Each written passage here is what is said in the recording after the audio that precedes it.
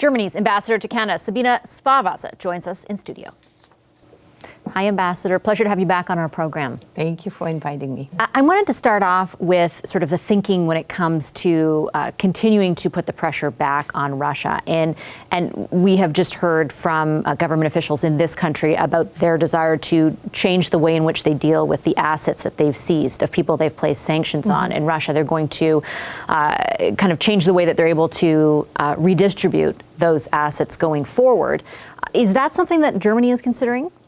I can't say we're having legislation that we're looking at right now, but I just had yesterday a delegation here, and we talked about that very subject, because in many ways it does make sense to seize the assets and then push them towards helping Ukraine and helping refugees.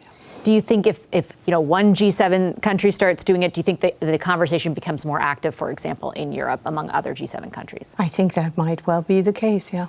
And then the other big news, of course, today is Russia essentially hitting back when it comes to natural gas on Poland and Bulgaria. Yeah.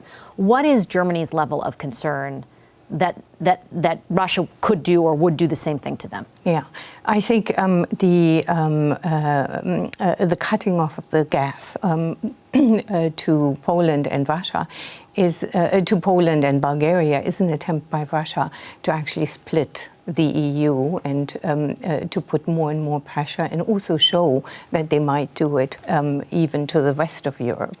At the same time, I do believe that both Poland and Bulgaria have said very clearly that they can do without the Russian gas. They would have gotten out of the contracts from Russia at the end of the year anyway.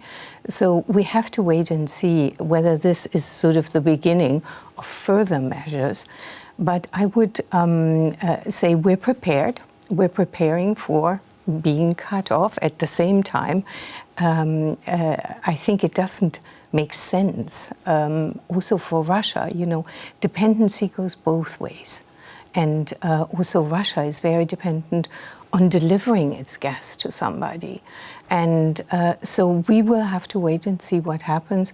But for the time being, I think we can cope, and hopefully Poland and Bulgaria can cope with the downfall of that. Has there been any kind of direct threat that you're aware of, for example, from Russia to Germany over natural gas? Not that I know of. And when you say that there are preparations being made, I mean, the amount of gas that Germany takes in is huge. It's a huge portion of the overall gas that is used in Germany. When you say there are preparations underway, what exactly do you mean? Well, first of all, let me be precise. It's all of Europe. We have about a 50% of Russian gas in our energy mix. So it's not just Germany. A lot of other countries in Europe depend partly even to a higher percentage on the Russian gas supplies. We're now preparing to diversify. We're definitely all decided to get out of Russian energy, so we already put sanctions on coal. We will, in all likelihood, put sanctions on oil. And we are working on getting out of gas as quickly as possible. And we will do it by diversifying where we get the energy from, by saving energy, and by building up massively, I think, in the case of Germany, our renewable energy supplies. That is, though, a very long-term process, is it not? We're trying to go very quickly, and actually the government has clearly said we're now, for example, labeling 2% of the German territory. That's a lot for us for renewable energies, and we're going to cut down on the permission process. We're going to cut a lot of red tape in order to go as fast as possible. And I think we will see that we're actually going to make huge progress. And my government put 220 billion euros towards getting out of the dependency. So there's going to be a huge push and massive amounts of investment. And I'm not trying to take away from that at all. I guess my question is, though, when you say we're preparing for it, let's say Russia did do exactly what it did to Poland. That's a very abrupt change. And if you're making long-term preparations, it's very is there any way essentially for Germany to supplant that supply if it were to happen tomorrow? Well, I think right now we have reserves and we stocked up our reserves. We had our ministers and responsibles going around the world buying up more energy. So I think the question is the time sort of gap that we have. I think this would tide us over for quite a bit. But yes, it would be a big shock to the system if the gas were cut off. It would also be a shock to the global system in the sense that energy prices would skyrocket suddenly. And that would hit not just Europe, not just Germany for sure. It would hit the rest of the world economy, and in particular poor states, which are already hit by the fact that food supplies aren't coming from Ukraine and from Russia anymore. And I mean, price of oil is already very high as well. The price of commodities is very high. On the idea of the reverse happening, on the idea of an embargo, for example, from Europe on oil and gas from Russia, I have read lots of commentary that says there's discussions happening. It might be soon. It might be sooner than later. It might be down the road. And oftentimes Germany is positioned as the holdout, let's say. As I wanted to get your viewpoint on that. Is it accurate?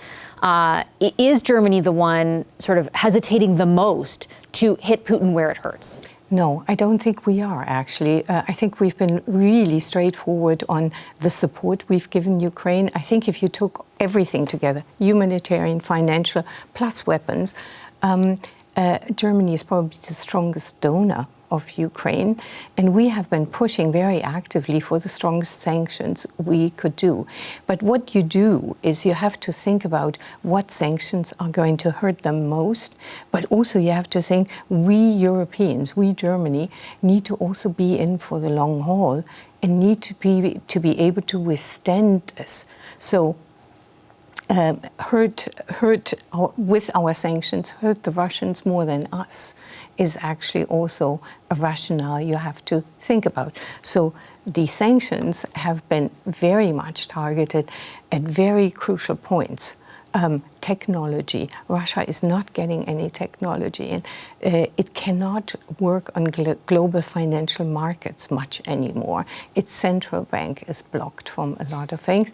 And yes, we're going out as fast as possible out of all the energy, and this will hurt Russia really badly in the long run because nobody's going to come back. Yeah, I think, and certainly you're right. In the long run, it will. I think what I'm referring to is just the idea, and we've had many guests on the show who used to work in Russia, for example, who say, like, yes, the sanctions are going to work in the long term, but we see they haven't deterred Putin in the short term.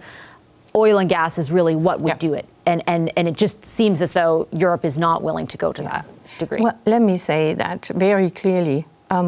If we thought that sort of having an embargo right away on oil, on gas in particular, we're going to have sanctions on oil.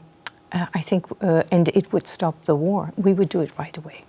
Even our industry has said we would go out, we would take the You don't think it would hit, do that? But it wouldn't do that. Russia has reserves. The machine continues to be working.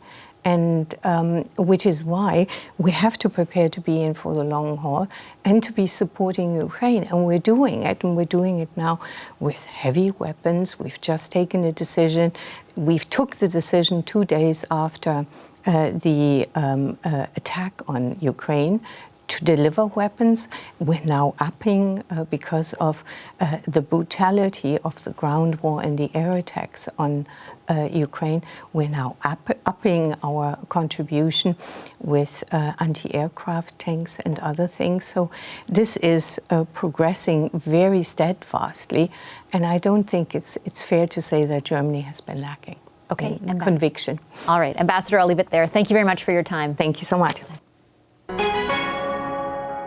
Hi, I'm Vashi Capellos, host of Power in Politics. See more of our show by subscribing to the CBC News channel or click the link for another video.